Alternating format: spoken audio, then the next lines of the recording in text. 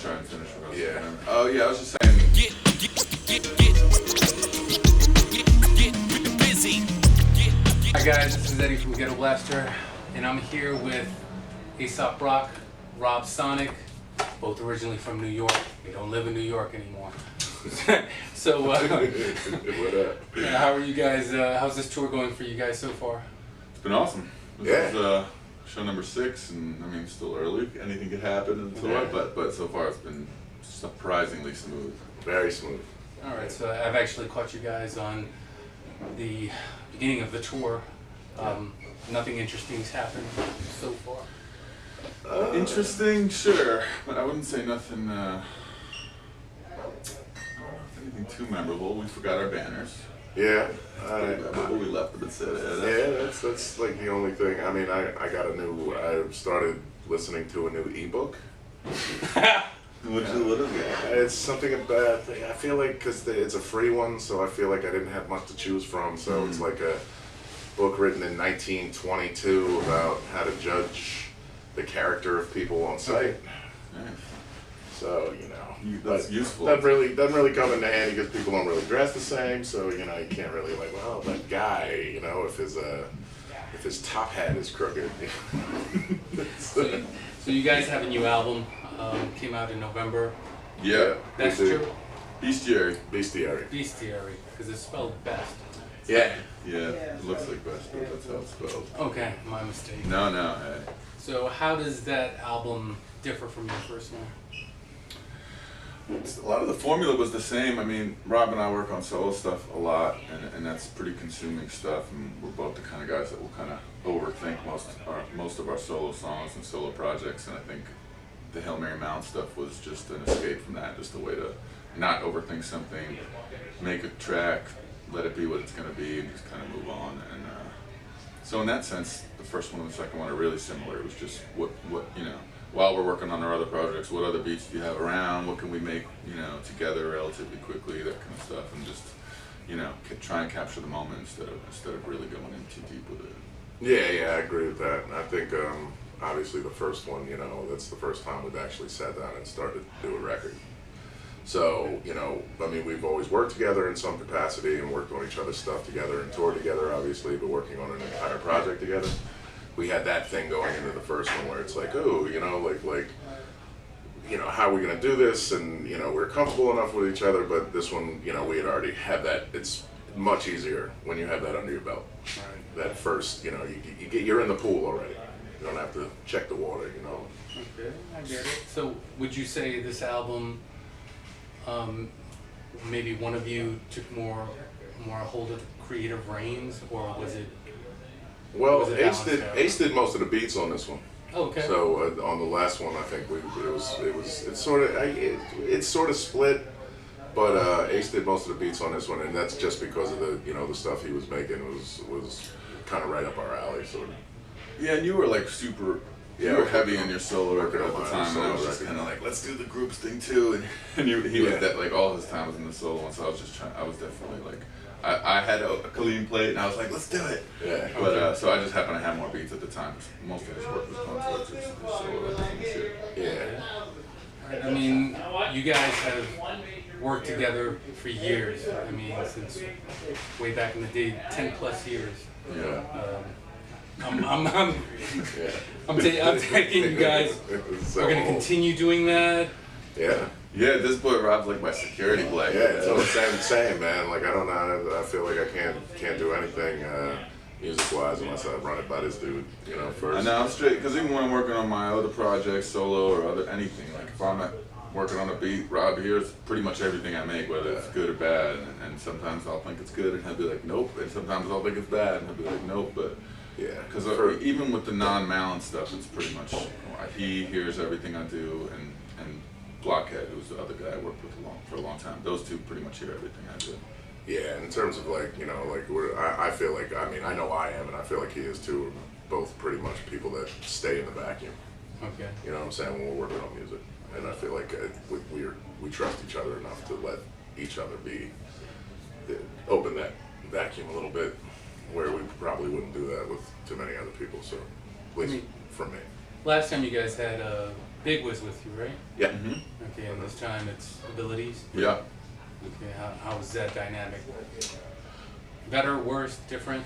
It's different. I wouldn't say it's better or worse. I mean, Wiz did all the cuts on the record, and then we decided to just go our separate ways. And Max jumped on board abilities. So this is our first time. I mean, we both know Max for a long time, but never really toured with him in any capacity, and it's been dope. I mean, we rehearsed a bunch of weeks, got a set together, and you know, different DJs have their different ways of putting together a show. So Max had a lot of input. He's been doing this for a long time, and me and Rob have ways that we're used to doing things. So it came together, and I think the set as a whole, because it's not just the Hail Mary Mallon stuff. We do some solo Rob, solo Ace. Max has a few times where he could really get busy, and it's just kind of a whole thing. And it really came together. Everybody comes together to just make it a more of an event, a show, as one piece. You know, we're all pieces of this larger thing up there. So, you know, it's good. Max brings good things to it, right? Abilities. No governments. My bad. So, I mean, let's touch on your solo album that came out last year. Yeah, Alice in Thunderdome. Yeah, just which I thought was a dope name, Alice in Thunderdome. Thank you. Just opens up the spectrum to a whole wide different. Yes, indeed. Yeah, no, that's good. I'm glad. It came out, and you know, people seem to like the name. Well, the album's good too. Thanks, man. Nah, that's a good thing, man. I mean, that was a long time in the works, and there was a lot of hiccups along the way to finally get that thing out. It was like 6 or 7 years since my last solo record, right. So it was good, man, and it lined up good with the release of this. You know, it's just like I feel like I've been sort of out of the spotlight in terms of releasing things, except for the last Hail Mary Mallon. That's like the last thing I've been on in terms of a real release for a while. So it was good to have that come out, and then this come out and follow it up. It's just sort of like, you know, the 1-2.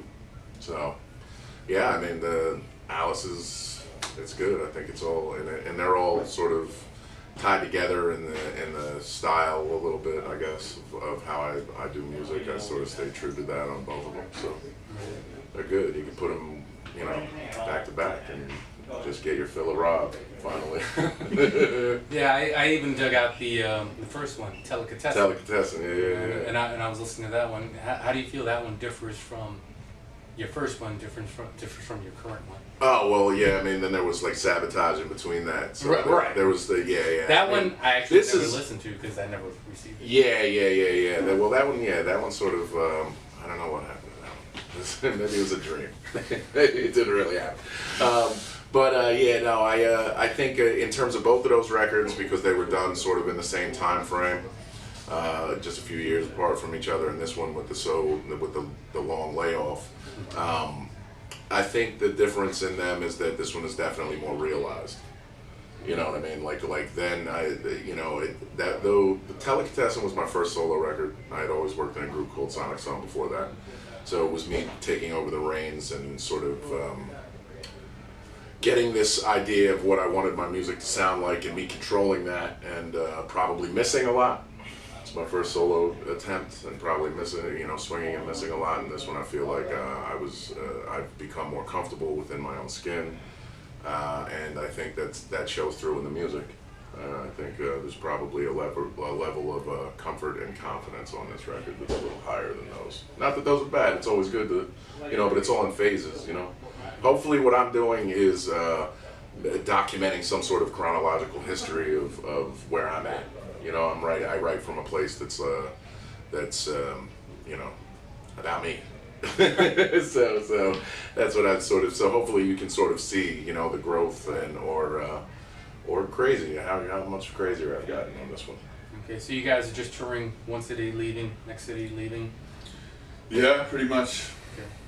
Not sticking around to see the beautiful. Unfortunately not. We had a couple days off here and there, but yeah, nothing I'm thinking. We just have because there's so much in Phoenix, oh my god. That's what I've heard. I mean, Clark Gable stayed in our room. Yeah. We're staying in the Clark Gable room. Because we both I'm just kidding, there really isn't much out here that I found. Yeah. No diss to Phoenix. I love Phoenix. Phoenix is good to us. Yeah, no, I got lost in Phoenix yesterday somehow. With the GPS. I always know how get that's lost happening. too, so it happens. Yeah. It happens to me all the time, and I live here. Oh man. All right, so as far as the new album, next album, any further plans? For Mallon, or just anything? Mallon?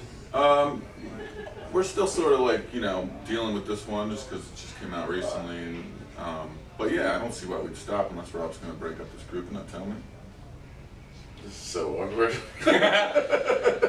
Nah, but it really does feel like the perfect escape from our stuff. You know what I mean? So because I'm the same way as him. I'll put years into working on something and just listen to it way too many times. You know what I mean?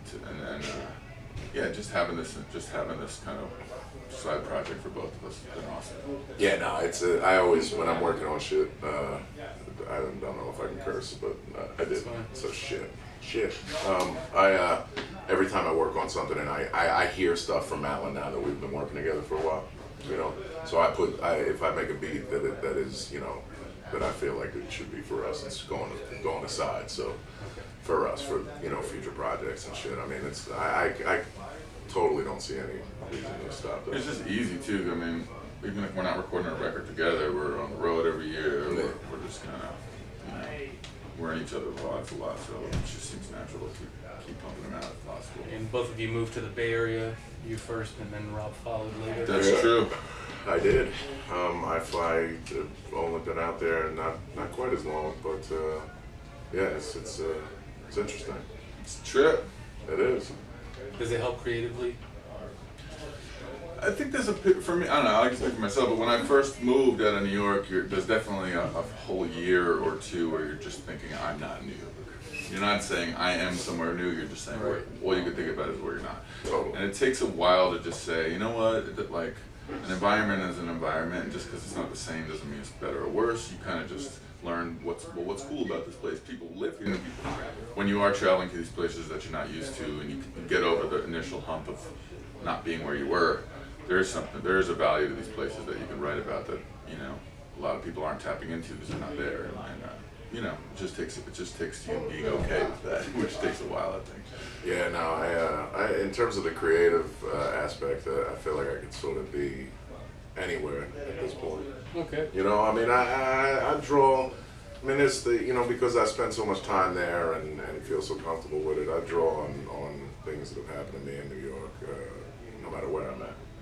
I have a reference point of that. Right. So that always stays with me. I think that sometimes it probably is better in the sense of it gives me, I don't have 10 or 12 dudes calling me to party at 3 in the morning all the fucking time. So yeah, that's good. Not that, you know, I love my boys and shit, but you know, sometimes you gotta man up and do that grown man thing. You want to sleep. You know what I'm saying? You just want to sleep. Yeah. But let me ask you, Aesop Rock album. Yeah, I got some things. It's probably, I don't have like anything official to announce, but I mean, I plug away with it all the time. So it's like, I got a bunch of shit. I started, you know, I have one self-produced thing that I've been working on, and like another project, which I guess would be kind of a follow-up to Skelethon. And then I just started a project with one producer who I'd rather not say it because it's like very early, but you know, hopefully that'll come to fruition soon. But yeah, I'm plugging away. I don't have a date or a project to announce, but it's really happening. Yeah, everything I've heard of it. Can I say it? Yes. Is that everything I've heard on that shit is that? Thanks, bro. $5. Yeah, right there. All right. Thanks a lot for this. Thank Guys, you. it's Ghettoblaster. Ghettoblaster Magazine. You can find us online, ghettoblastermagazine.com. Yeah. Aesop Rock, Rob Sonic, Hail Thank Mary. you all. Yeah. These dudes been good to us for a while, man. A long time. We go back with Ghettoblaster. You should too. And cut.